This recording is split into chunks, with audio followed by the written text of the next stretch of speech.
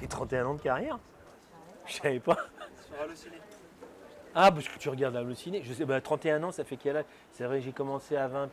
Ah non, j'ai plus que 31 ans de carrière. Non, j'ai pas de carrière, moi. De toute façon, On s'en fout, j'ai pas de carrière. Et donc, les films.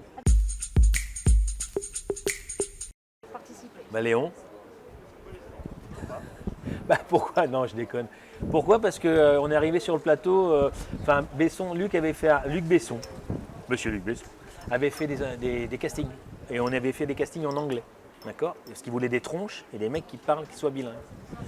Et on est arrivé sur le plateau et en fait on faisait les SWAT, tu sais, ceux qui attaquent les Léons.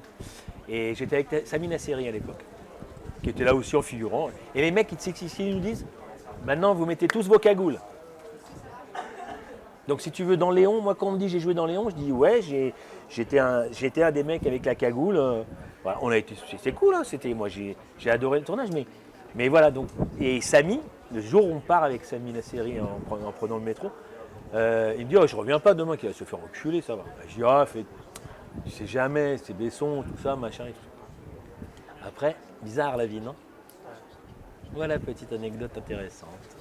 Je vous laisse réfléchir là-dessus.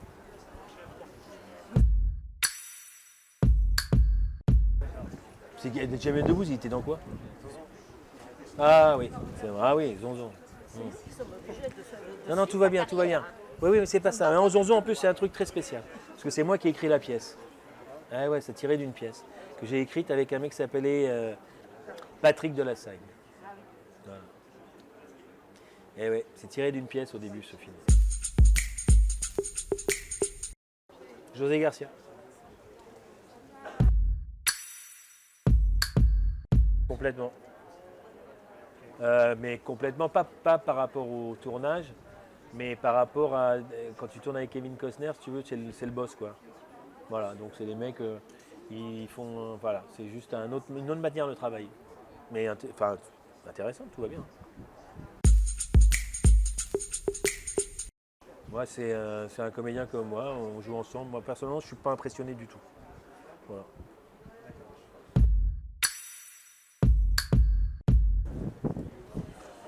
C'est leur histoire. On rentre dans des cases, les gens aiment bien ça.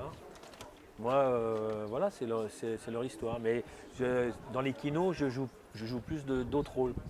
Parce qu'ils ne me connaissent pas et qu'ils me connaissent pas. Enfin, bref, que c'est enfin, les gens pensent que voilà, tu fais ton métier, quoi. Voilà. Non mais attendez, juste un truc, moi je suis comédien, tu me dis tu joues tel personnage, c'est pas moi dans la vie. Hein, Non, bien sûr. Donc voilà, bah non. Mais il n'y a aucune similitude entre les personnages que tu joues et toi. Bah si, c'est moi qui les joue, mais c'est pas moi. Ah. Kino, c'est un mouvement extraordinaire, mondial, de générosité, de liberté, de création,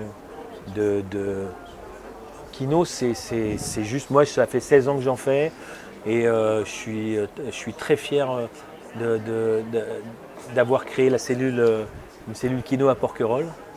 Et Kino, c'est ce qui m'a réveillé, ils ont réveillé un vieux guerrier, voilà, qui était fatigué et là c'est vraiment une commune, c'est mes frères, c'est mes sœurs, c'est comme ça que j'envisage mon métier, que j'envisage les rencontres des gens humainement et faire peu avec rien, faire mieux avec peu, mais faites-le maintenant.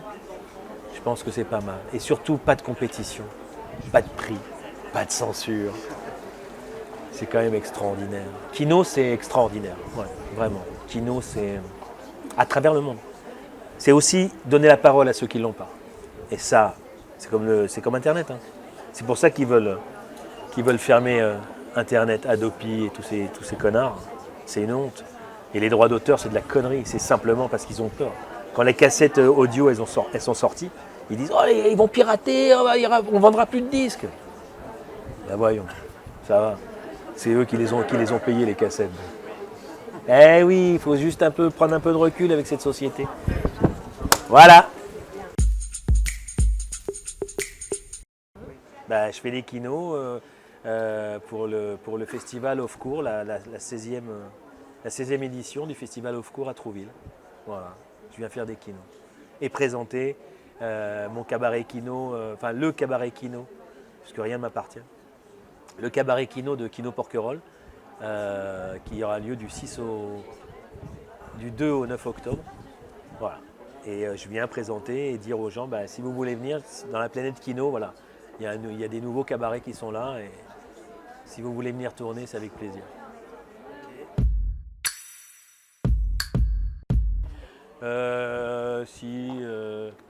Un jour, on m'a appelé pour faire des répétitions un dimanche. J'ai dit oui. Donc l'acteur principal et l'équipe sont venus. Moi je suis venu en métro, mais eux ils sont venus en voiture, tout ça, machin, bon. Et puis on a fini la répétition et ils sont tous barrés. Je suis resté comme un con sous un pont à Paris. Je me suis dit voilà, c'est tout, je suis à ma place, c'est bien, je vais rentrer chez moi. Voilà. Non, mais c'est celle qui me vient. Hein. Oui, voilà. Non, Mais ouais, voilà.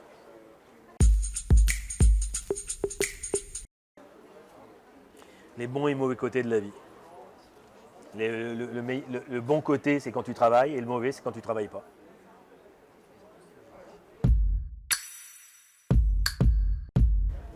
C'est un métier. C'est vraiment un métier. Prenez des cours, allez. On ne bâtit pas une maison sans fondation. C'est un vrai métier. À l'époque de Molière, on était excommuniés, enterrés dans les fosses communes. Maintenant, il n'y a rien de plus classe que d'être comédien. Revenez un peu aux valeurs, quoi. On est des saltimbanques, point barre. Et on n'est ni mieux, ni où. Par contre, c'est un métier. Enfin, c'est un art. Je suis un ouvrier, quoi. Enfin, je suis un artisan. C'est important. Apprenez, lisez les textes, la prose. Lisez Molière, Shakespeare. Enfin, et prenez des cours parce que tu auras des bases, parce que ça ne suffit pas de. Et puis, il n'y a pas que il n'y a pas que l'image, voilà, il n'y a pas que le cinéma et la télé.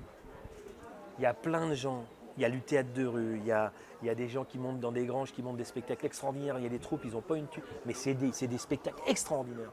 C'est des gens qui voilà, arrêtez de penser à cette putain de télé, cinéma, parce que c'est pas ça le métier, quoi. Enfin, ça en fait partie. Je ne suis pas contre ça, mais ça en fait partie, c'est bien. Je ne crache pas sur ça et on est bien d'accord. Mais c'est juste de dire, mais ne croyez pas que voilà, apprenez quoi, travaillez, allez dans les cours. Et par contre, tu vas dans un cours, ça te plaît pas, tu te casses, hein, c'est pas un souci. Mais apprenez les bases, quoi. C'est un vrai métier, voilà. C'est qu'on apprend toute sa vie. Moi, j'ai encore 1000 choses à apprendre. Et comme disait le philosophe grec, c'est qu'à la fin, de toute façon, on sait qu'on ne sait rien à la fin de sa vie. Donc, mais par contre, c'est un vrai métier, quoi. Les stand-up, les machins, c'est super, mais ils sont avec des micros. Ils sont avec des micros HF dans une salle de 30 places. Oh, tu sais pas te faire entendre? Sans déconner, quoi. Tu joues dans un théâtre de 800 places et on n'avait pas de HF, nous. C'est quoi le délire? Là, maintenant, c'est l'addiction, le machin. Il va falloir se réveiller, là, parce que c'est pas bon. Moi, je trouve, hein, c'est pour eux. Mais est-ce que je sers mon art ou est-ce que je me sers de mon art pour y arriver? Tu travailles, t'es bon, on va parler de toi et un jour peut-être tu sortiras. Et peut-être tu sortiras pas, c'est pas grave. Hein. Il y a plein de gens qui sont pas bons et qui sont connus. Mais c'est parce qu'ils veulent ça. Donc, mais dans n'importe quel métier, est-ce que tu te sers de ton travail parce que tu as envie d'être connu? Ou est-ce que tu es connu parce que tu fais ton travail? Je vous laisse réfléchir là-dessus. Ouais, c'est difficile.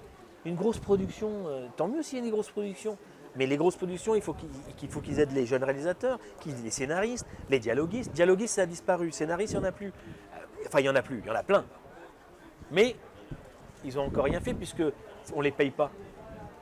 Alors les grosses productions, c'est quoi? C'est des grosses productions qui peuvent payer des mecs ils disent je vais monter mon film parce que j'ai telle personne. Et la personne qui arrive, elle dit d'accord, mais tu me payes combien? Bah, je veux ça. Elle dit ouais, mais tu prends pratiquement la moitié du budget. Bah ouais, mais sans moi, tu l'as pas la thune. Non, mais c'est vrai. Bah, je sais pas, c'est un autre monde. Non, mais c'est juste indécent, quoi. Voilà. Maintenant, que les gros de production, ils aident les jeunes, ouais. Vraiment. Mais ils le feront pas. C'est tout.